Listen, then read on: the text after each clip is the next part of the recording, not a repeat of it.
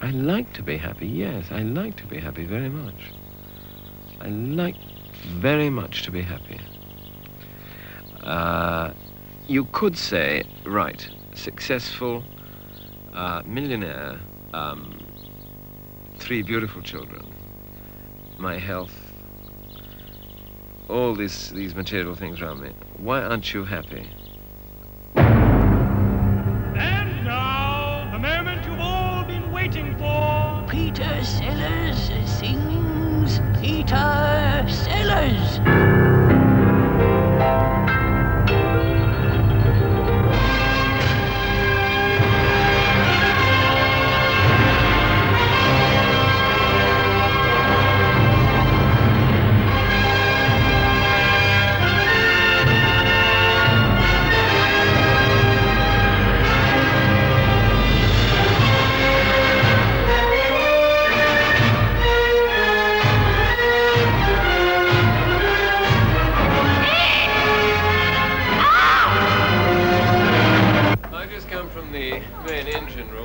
Miss Raquel Welsh has informed me that we're doing a speed of 11 knots. Things are pretty sweaty down there at the moment, most things.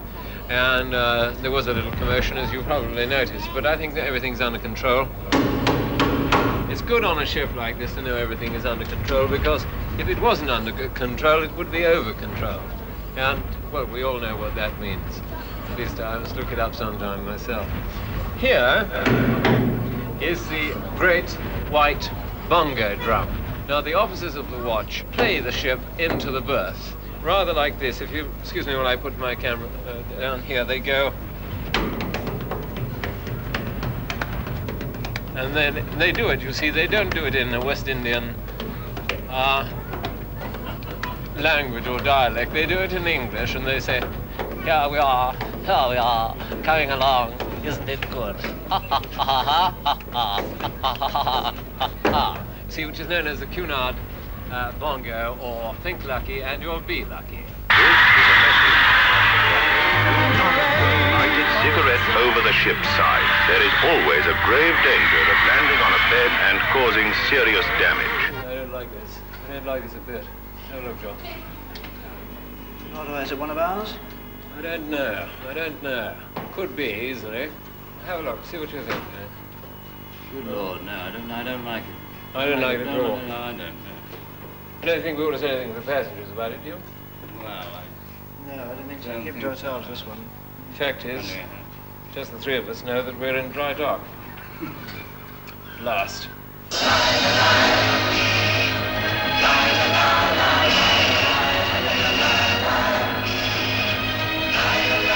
A friend of mine once said that he believed that this torch that is held in the hand by the Statue of Liberty contains the headquarters of the FBI. They live in there. In fact, that's their office. To get to their office, they have to travel down the arm. And it causes a form of coronary thrombosis. You don't notice it because there are doctors working in there all the time.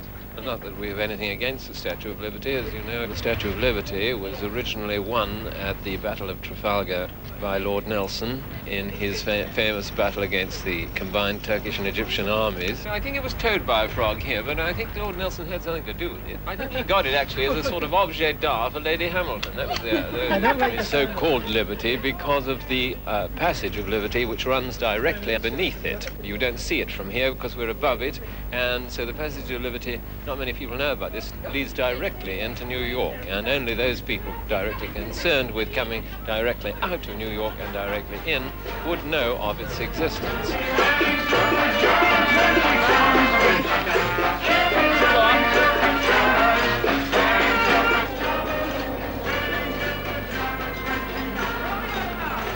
I want to get my image across in the best possible way.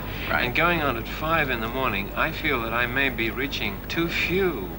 I mean, I may be reaching a smaller audience than I could reach at a later hour, like 9. 9 o'clock, maybe I could reach... 9 in the morning? Yeah. But going on in the morning like this, where practically nobody watches. Right. You see? Oh. In a sense. I get what you're driving at. Yeah. Can bury your career to an extent that we can then bring it up to where it never should have been. Here's the way I'm going to handle you, Pete, and I think it's right. You know what Peter Sellers is going to do for the next 3 years? What? Nothing. No. Cut. What, like that? Leave them wanting more. The first rule of vaudeville, right? Right. They will watch you, the begging, the clinging, the whining, the dining, right? Right. Then you come back. And? Nothing. Again for another 3 years. I just want to relax. I want to enjoy myself. You know what we're going to do I want tonight? to take in this great town. I want to see it for all it's worth. I want you to show me what New York means to you as a person, because, I mean, I love it. I love it here. And I never get a chance to get to grips with it.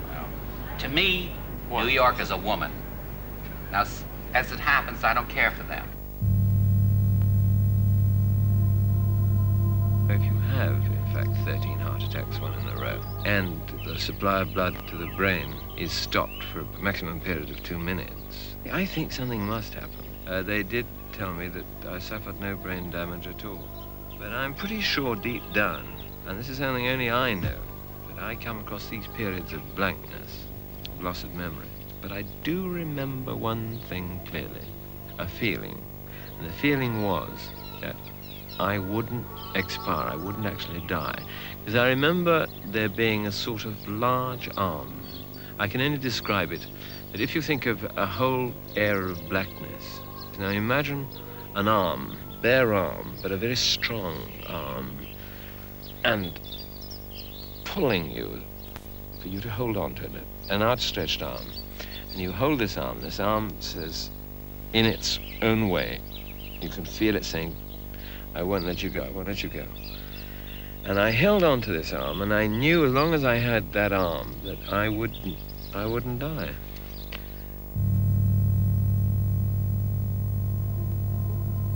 Peter frequently stretches out his hand to try and help someone. And the trouble is that he knows that every living thing will eventually drag him down. He sees himself as a clean person in a colony of lepers, and he can't afford to mix with them too much if he's to come out clean again. He knows that within him is such a large area of unexplored emotionalism that he can't afford to take any risks if he is to survive.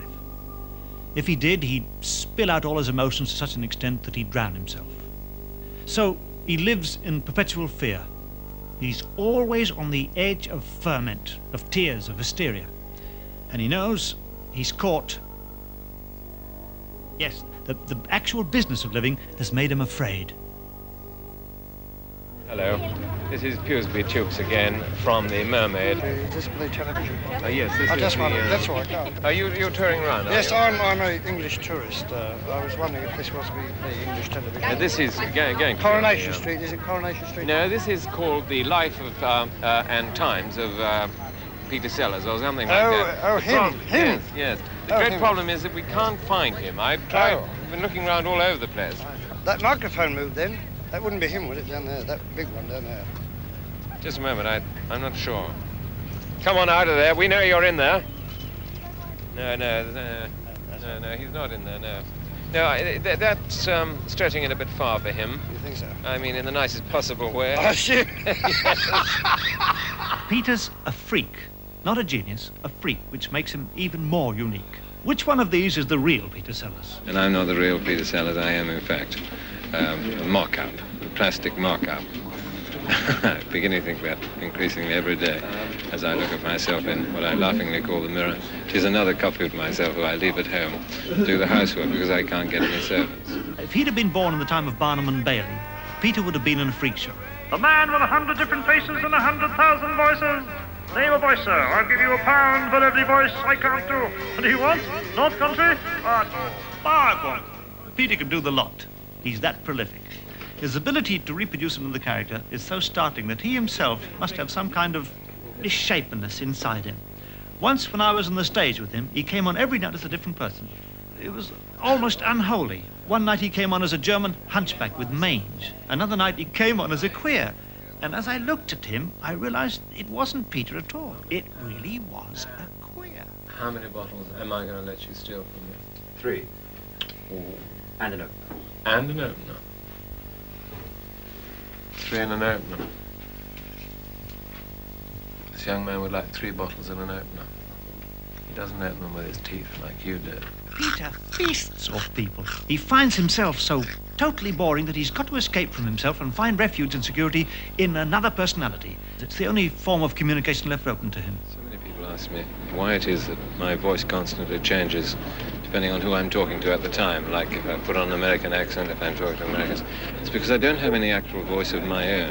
I don't ever do it intentionally, but it happens. My own sort of voice is more like that. It's very difficult, you see, to sustain a voice for any length of time without letting it tail off. What I try to do after the first week is to let it completely absorb it so that it goes right over me and into me. I talk it all the time, on and off the set. This is rather disturbing for friends because they meet you and they think you're gone mad or something. I don't know what it is. But we're all the same, really. Everybody is feasting off everybody else. And the more famous you are, like Peter, the more dangerous it becomes. I wonder if this process is destroying him. I wonder if inhabiting other people can be his only method of survival. He just couldn't inhabit unreal characters, otherwise his only reality would be destroyed. He can't just be a clown. He's always had to play the character real. If he played Hitler, he'd possibly finish up at the bunker and commit suicide, because he'd have no other choice. That's what makes him mad, you know.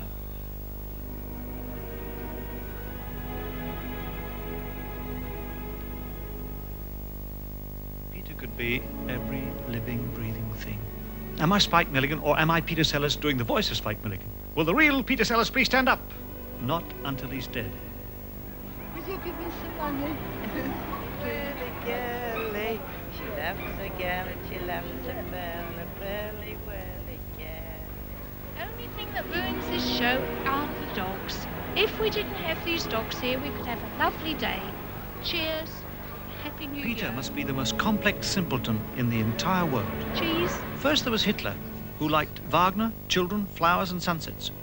And then the bastard goes and murders 6 million Jews. Now, Peter's biggest rage is that he can't be violent. Unlike Hitler, Peter can't work off his madness. It's all bottled up in him. But don't mistake it. He's full of rage, the rage of a murderer. And yet he's too kind and too good to actually knife anybody. But just supposing he did, he'd be free, man.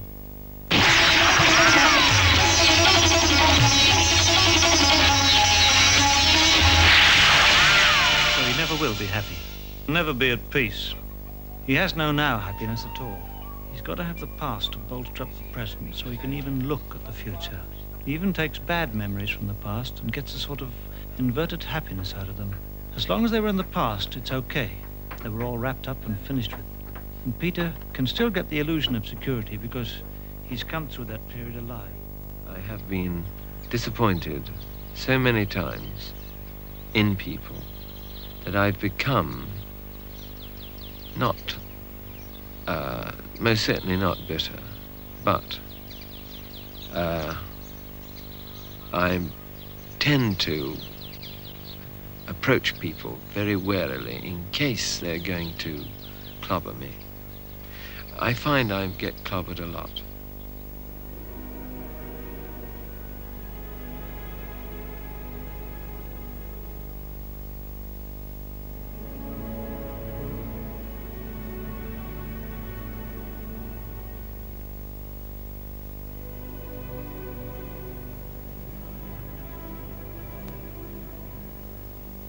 He cries for yesterday, and this has made him very lonely. All his physical contact with other people are falling away. The people he relies on, whether male or female, are just pale representations of those he relied on in the past. This constant journeying of his to New York, Copenhagen, Switzerland, Mallorca, is at the essence of it. Like a panther in a cage, pacing backwards and forwards for eternity. Peter's isolated. It's like going to a deserted island and in the middle of the island, finding a lake with a deserted island in the middle of it. He's that lonely. He's at lonely now.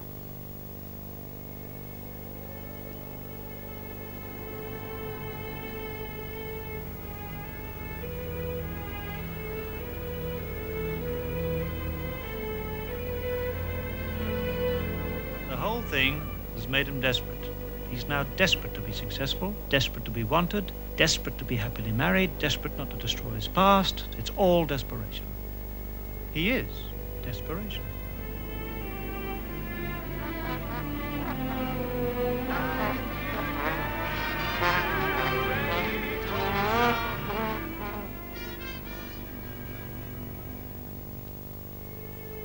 His problems all started very simply. Peter was brought up to believe, like most of us, that people are nice. So, if someone told him off, he couldn't understand it. From then on, they were the enemy, particularly anybody in uniform, and they had to be destroyed, otherwise Peter couldn't survive. If a BBC commissioner said to him, put that cigarette out, Sellers would go out of his mind. He'd light 20 cigarettes, toss them around the room and say, go on. He'd say, call the police, call God, call John Snagg. It's a desperate cry for justice, really. But this poor chap couldn't understand what was going on inside Peter's mind. In his new film, The Magic Christian, for example, this situation has actually come to life. Sellers offers a traffic warden £500 to eat the parking ticket he just put on Peter's car. What do you mean? You're willing to give me 500 quid? Yes, to eat that ticket. Eat that ticket. It's what you might call a limited offer, expiring in, should we say, what, I don't know, 10 seconds? You must be bleeding mad. Give me that. We had to create the Goon Show. In a fantasy world, you always win because you are writing the script. You can't get arrested in a fantasy unless you want it. Nobody can make you park in a fantasy. For anyone who found reality a bug like Peter did, the Goon Show was sheer therapy. Neddy Seagoon was all the idiots who Peter hated. He could be struck, clubbed, burnt, drowned, boiled, and nailed to a cross, and Peter would love it. For him, the characters were real, and they came alive. Let that be a lesson to you! For years, he has stuck idiots. Idiot producers who've ruined wonderful material. Idiot managers who told him he couldn't act. Idiot BBC officials who treated him like a naughty boy. And he won't take it anymore. He just won't take it. And every official who gets ignored by Peter is not only paying for his own idiocy, he's paying for all the idiots in all of Peter's past life. In a sense, every character that he portrays is part of his revenge. He's mocking those who've mocked him, especially those cultural snobs who Peter hated. Well, now you've tasted it, could you tell us what it is? Yes, most certainly. Well, it's certainly not a grand wine, and yet I wouldn't say that it was an innocent wine. I was stirred by it, but not shaken by it. Let me say that it might possibly be a Bertard Montrachet 64. I would think this Bertard Montrachet is 64. No, it's not. It isn't? No. Good Lord. Isn't Bertard Montrachet 64? Then my... It's not a Chablis, is it? No. Not Chablis, no. I'm right in assuming that it isn't, of course, Sauternes or Champagne. No. No. 7-Up, is it? No. Is it water? No. Milk, is it milk? No, it's not milk. Jam? No. What is it, then? In fact, it is half a Scotch egg. Good Lord. What year is it? So the Goon Show liberated us all. From it has sprung everything. The entire revolution among the young, and the people in power don't know what's hit them. All they can say is, look at that long-haired lout. Why doesn't he get his hair cut? Peter's tragedy was that he was a singular talent who became caught up in the collective art. He realized that he had to go into films, even if the film world did contain more idiots than anywhere else, in order to get enough money to make his Goon Show revenge actually happen. And I tell you, if we'd have been an organization, we'd have been raided in the night, knock on the door, next day prison. But you can't arrest an attitude of mind, and Peter is that attitude of mind.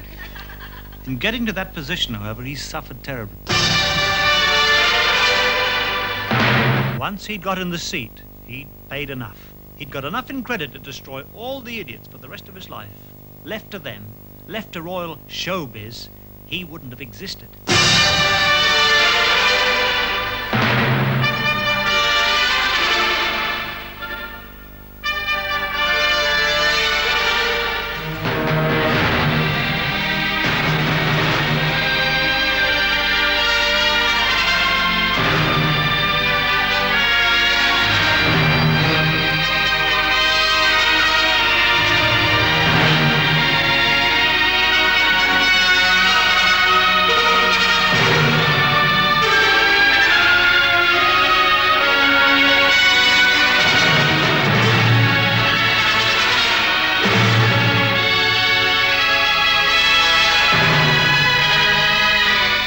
Norrington Pukes again. find yourself sitting in a chair and people are crowding around saying, well, he's bound to come up with something any second. I mean, he's jolly funny. I mean, I know he's funny. I've seen him being funny, but I mean, it's only a matter of time. He'd probably feel, you know, sort of turn away from it and then turn around when he's sort of being funny.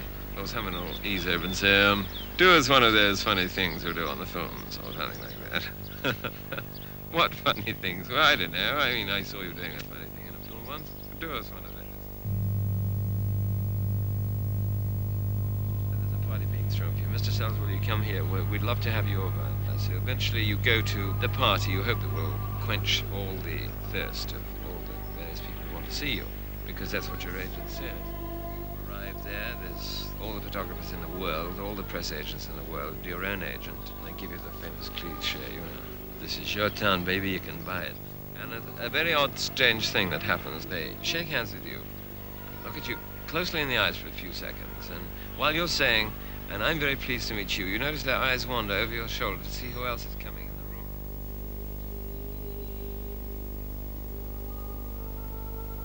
You plan to start a family soon? Yeah. When do you hope to do any dates or soon? Can I ask you very honestly? I love it. Love the publicity. Just one question. Fun. Is she expecting? Are you? No, she's not expecting anything. But you hope to start a family soon? Flowers. That's lovely, fantastic. Scoot. You probably noticed that we're still on board the QE2. This is the tourist lounge, and outside, as you can see, the sea is pretty calm. Just one or two planes that have been forced down, but aside from that, I think we can look forward to a very pleasant trip. We should be arriving in New York in about 10 minutes' time. So why don't you come with us into the VIP lounge and enjoy a VIP.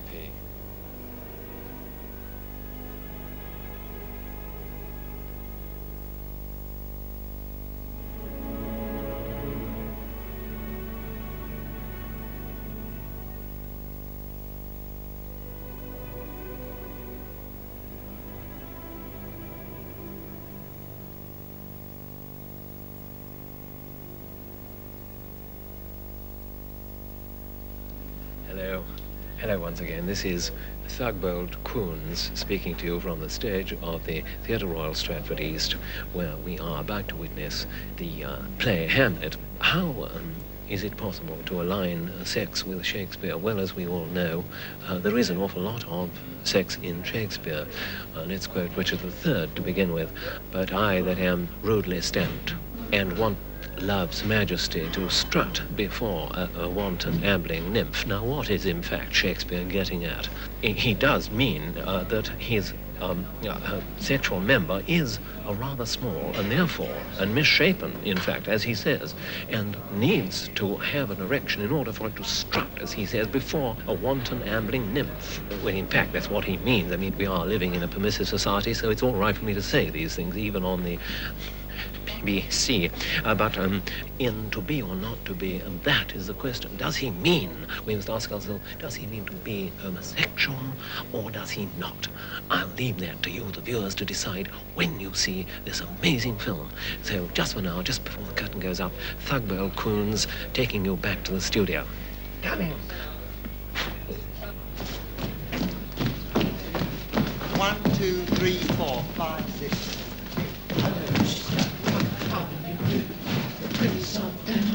Move, move, move, move. 1, 2, 3, 4. To be.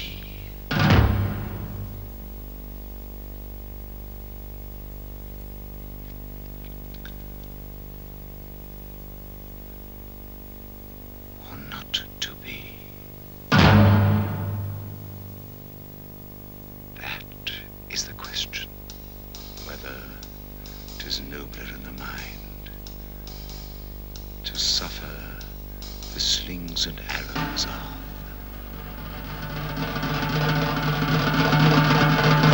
outrageous fortune,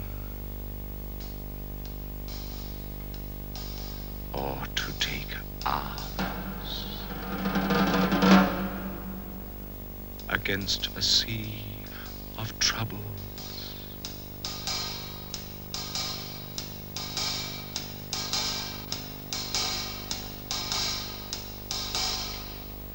By opposing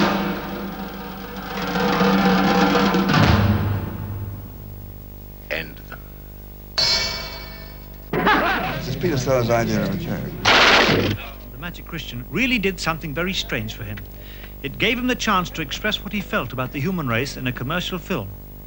It's about a multi-millionaire called Guy Grand who goes around destroying other people's small-mindedness and snobbery by simply fooling them and then buying them off. Free money. Don't rush the stairways. Here, very soon. And it's free.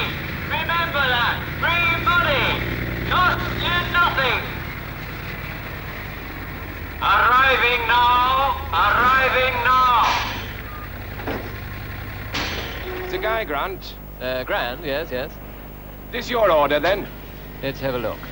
Is this right, son? 100 gallons of blood, 200 gallons of urine, 500 cubic feet of animal manure. Yeah. Where do you want it put? Put it in the vat.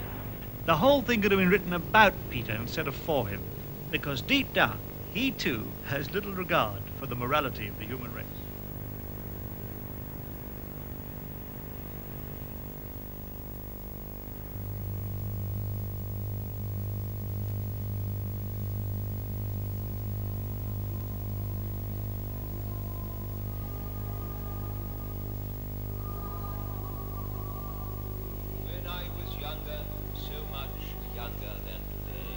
I never needed anybody's help in any way.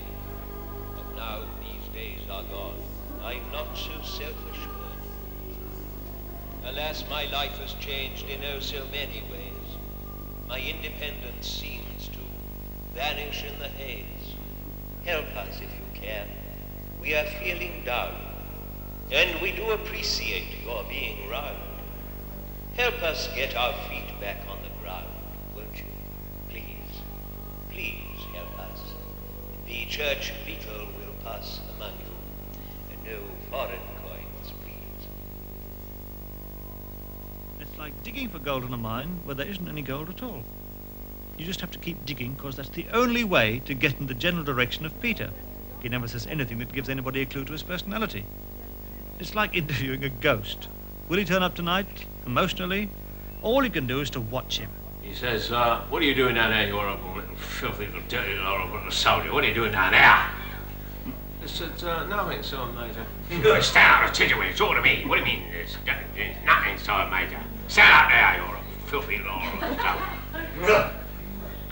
He said, well, I went down a cave down the road and I'll give the girl Anna Frank note and she didn't give me no change. He said, what are you talking about? She didn't give me no change. How dare you tell me she didn't give me no change? What are you talking about? Stay at attention when you're telling me to give no change. Where is this cave? So he says, well, it's down in the village, so maybe. It's your lucky day, isn't it? It's your lucky day. You bumped into me. Right. Come on, left, right. Pick him up there. Let's get down there. Come on. Right, come on. Pick him up there. Come on. Yeah, all right, Tom. Yeah, left wheel. No, right wheel. Right, there, here we go. Now, it's the cave. So, yes, sir, mate. He said, right, now then. You get inside there, stand at Hayes, and I'll do the talking, right? He said, what, you give Anna Frank note? I said, yeah, I'll give Anna Frank note. Right. Not in they go. And he said, right, now stand at Hayes. And this woman says, oui, monsieur? He says, bon goes, mademoiselle. So he says, parlez vous français? So she said, oui, monsieur? He says, right, give my friend his bleeding change back. This is the Guy Graham, his son, young Graham. Hello. And a pair of really grand guys they are, if I may say so. Come now, they've got a very interesting proposition to us, the Guy. Thank you. You look very fit, lads. To put it in a nutshell, we had a little idea of the race. An endeavor to make it somewhat more interesting this year. Yeah, we're here, in fact, to make you a very interesting offer. Of money? I think they're trying to bribe us. Yes, they are, yes. Do you mean you've actually come here to offer us money to interfere with the race? Right, that's right. I think you ought to leave. You had the wrong men. No, steady, chaps. No violence. But you ought to leave immediately. You should realize, sir, that Oxford men cannot be bought. Yeah. We thought that if the sum was large enough. Tax-free. Tax-free, chaps. I've always been aware of the power of money and the way they wave it in front of you to get you to do things. In fact, you can buy anyone in the film industry, and I mean anyone, including myself. Sinking, I think. Oxford are getting lower and lower in the water, and they definitely are sinking.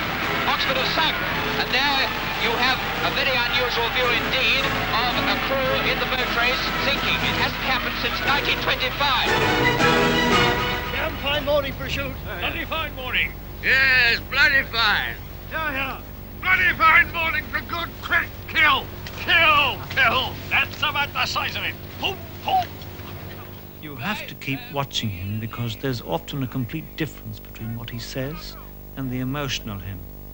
It's almost as if he's just repeating, like a parrot, statements he's read about himself so as to prevent you getting any closer to him. And why should you? Why should you make a documentary film about Peter Sellers which does Peter Sellers in 50 minutes? Can you encompass a lifetime in a television slot? Do you think that by showing his agony to other people, you will in any way help him? And in Peter's case, this is crucial, because he's so emotionally defenseless. So far, he's managed to get some kind of physical security through his financial success, and he's frightened lest you destroy it. And that's why the word veto appears in his contract. He desperately needs to be left alone. He needs to be accepted as normal when he knows he's not. He knows the world of films won't allow him to be normal. So I've never seen him light a fire, make a cup of tea, put his slippers on, sit round a fireplace, all those primitive tribal things that give each of us a sense of warmth. They seem to be denied to him. And that's it. He has no fireplace. And how do you put that in a film? Good afternoon and welcome to my shoot. Cockroaches are pretty good right now. It's a very good season for them. And we have a cockroach party out there right now. The Duke of Norfolk and one or two other people who are hot after the cockroaches, where they burn them up, actually. That's the idea. But, it's all right.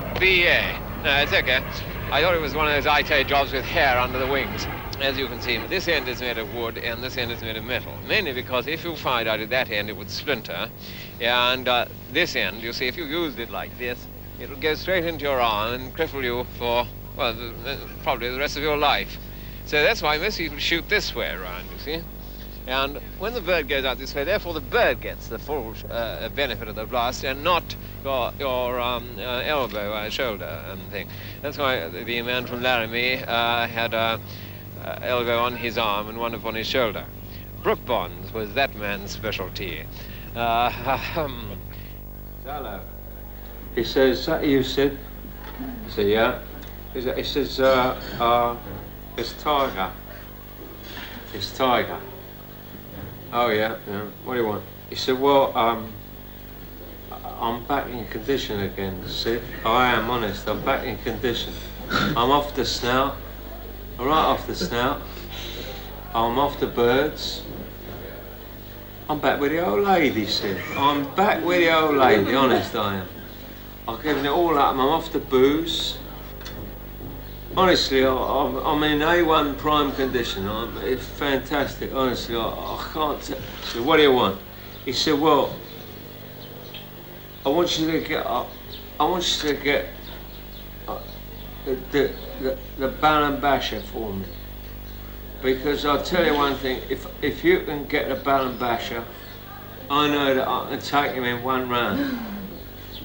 I know that if you can get him for me, one round with him, I'll take him like that.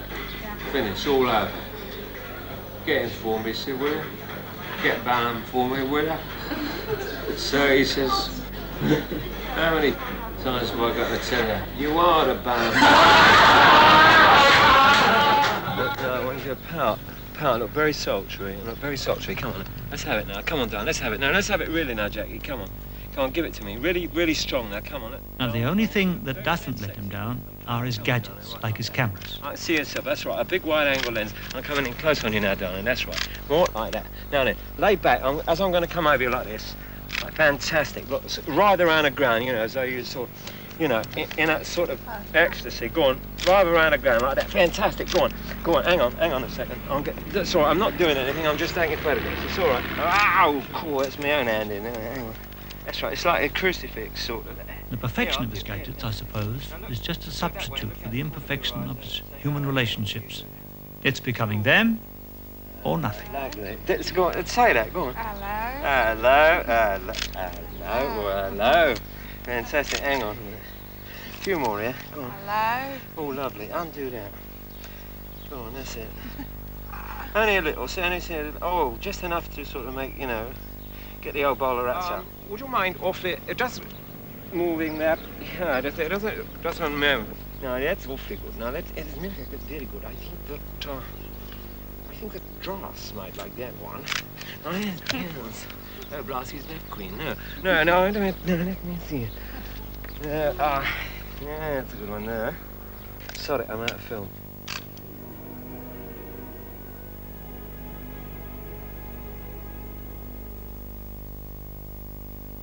Strange, though, that he should have chosen photography, the art of loneliness in pursuit of the lonely.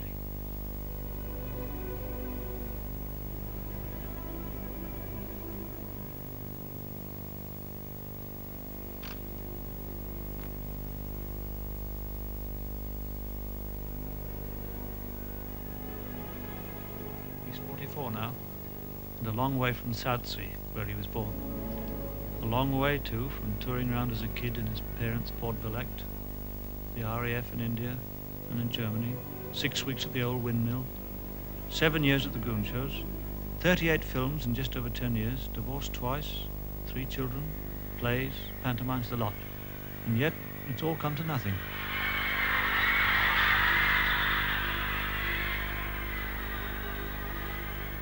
His second wife, he married 11 days after he met her. No wonder it didn't last, people said. But it wasn't that at all. He wanted the security his mother had given him, and so naturally he thought it must come through marriage. He was always trying to replace the security of his home and his mother. But that security was a dream. It bore no relation to the real world. People are hard, bloody hard. His mother never said, put that fag out, don't park the car there. Never said, do this, do that, never tried to look him for money. So when he went out into the world and got married, everyone was trying to take him for what they could get. The world is full of obligations and liabilities. So, to him, the world seemed like a violent attack upon his warm, glowing mother-son relationship, and it cracked him to pieces. I feel extremely vulnerable and that I need help a lot. I suppose I feel mainly that I need the help of a woman. So I'm continually searching for this woman. This woman, you know, this guy. I keep reading of these great women behind men who support them and push them forward and they mother you. They're great in bed. They're like a sister. They're not there when you don't want to see them. They are there when you want to see them. I don't know where they are. Maybe they're around somewhere. I'll find one of these days. But he won't and can't. He can never be happily married because the person on whom he most depended is dead. He was an only child, and his mother, Peg, naturally wanted him to have the best in life. But she didn't have the very best in life to give him. So she sacrificed her responsibilities to her husband and made Peter head of the household. Any time of the day or night, he would call her, Peg, Peg, and she would drop everything and come running immediately. So, what he lost was the perfect setup, except that this boy never really got over it. I wouldn't like to be left alone. I remember when my mother died, although I have children alive, she was the last close relative. I felt a great feeling of loneliness. I just couldn't pick up the phone and speak to my mother anymore. I felt that a lot.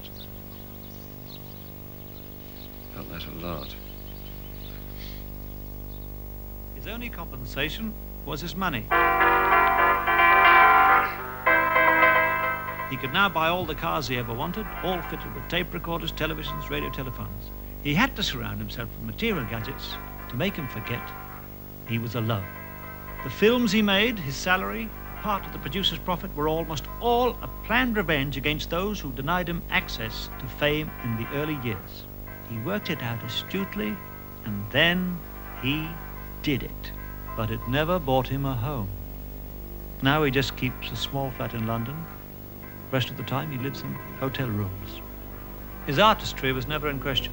Peter Sellers was his usual brilliant self, but perhaps he wasn't as good as he was. He's probably one of the greatest living actors, and if only someone would let him act and stop expecting him to do the funnies all the time. So for us, the outsiders, it's not Peter Sellers the actor that can interest us, it's the person. Peter Sellers, the mask behind the face. Read it tomorrow in the Daily Stench. But the person called Peter Sellers will have vanished long before anyone gets too close. Perhaps the enigma is more real than the man himself. I have probably very little confidence in myself if I thought, well, now I'd have to go there and act out myself. I don't know what I am myself to act out. I mean, I wouldn't know what to do. I'm not pleased with what I see in the mirror, you see, so that's a big drawback. I'm just disgusted, you know. I think, ugh. I got to go through this whole bloody routine of watch a bit more of the aging process. There are many men like us, you know, like me, belong to this strange brigade of puddin' faces who melt in the crowds, and as some of them sit in tubes, some of them are faceless.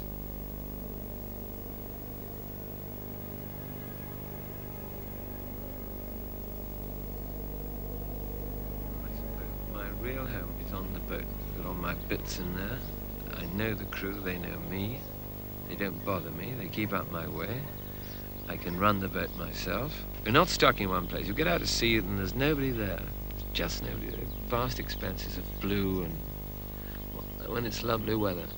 I don't know of anything nicer than being at sea in a yacht, putting into ports when you want to put in, getting off when you want to get off, eating on board, swimming. It's the ultimate luxury. If you said to me, what is the most super luxury you have in your life, material luxury you have in your life, I would say it's my boat.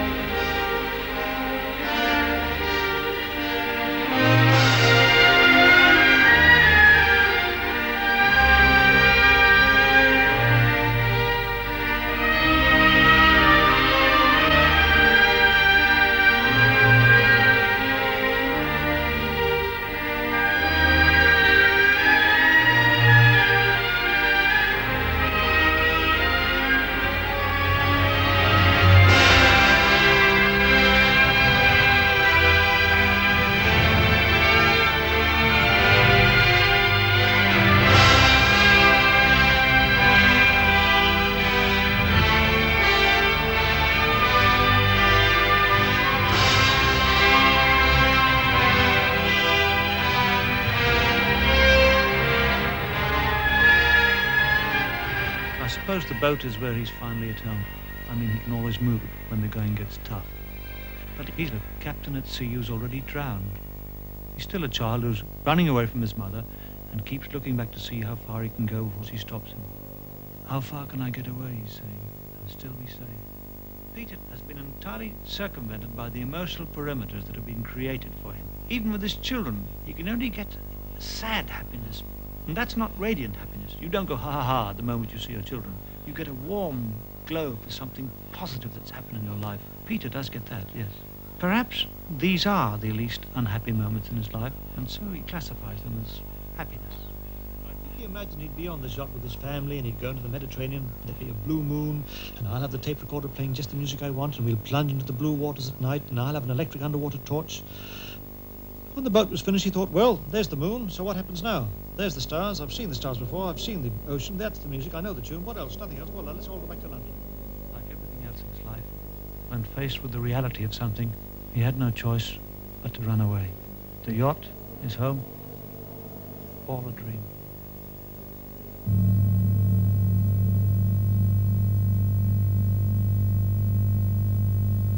All a dream.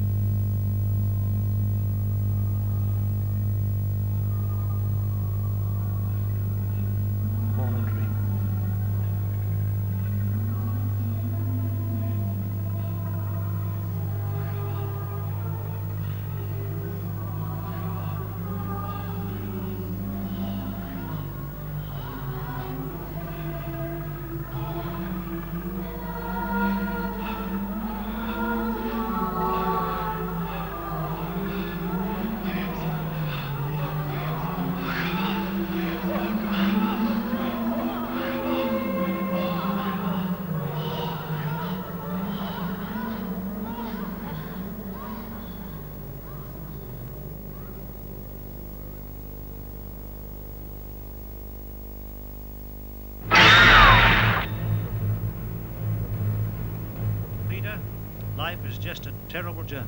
He daren't stand still because he'd sink into the mire of his past. He'd drown himself in his own tears. So he has to keep going, although he knows he's got nowhere to go. But he's making the journey with all guns going and all flags flying. He'll go over the edge of the world one day just to prove it was flat. And if there'd have been a luggage compartment on the Apollo 11 to the moon, Sellers would have been in it. Wherever he is, he thinks it's boring. That's a good title for the film. Wherever I am, it's boring. Isn't that a terrible crucifix he has to bear? Can you imagine the agony of it? If he hadn't have made it financially, I think he'd have killed himself. Jesus Christ, it's the payoff. Oh dear, what a payoff, man.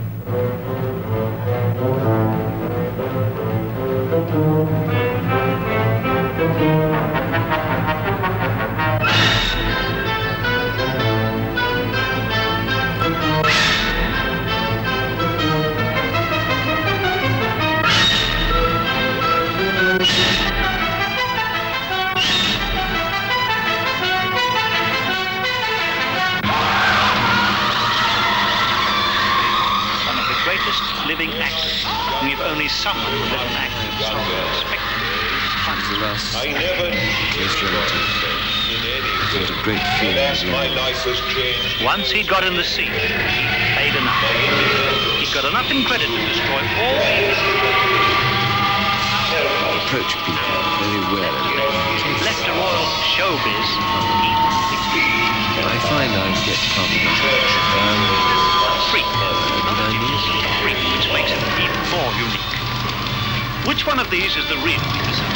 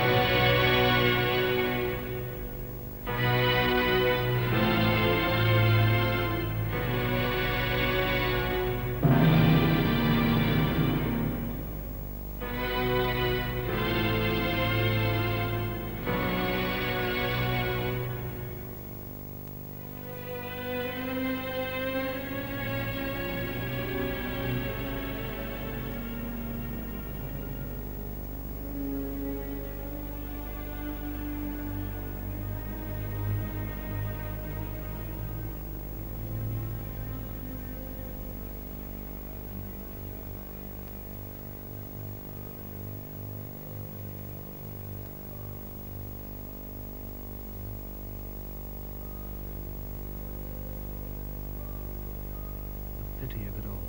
Peter's nightmares are our nightmares too. His ghosts, our ghosts. He's Mr. I don't know of the 20th century. He is Mr. 20th century.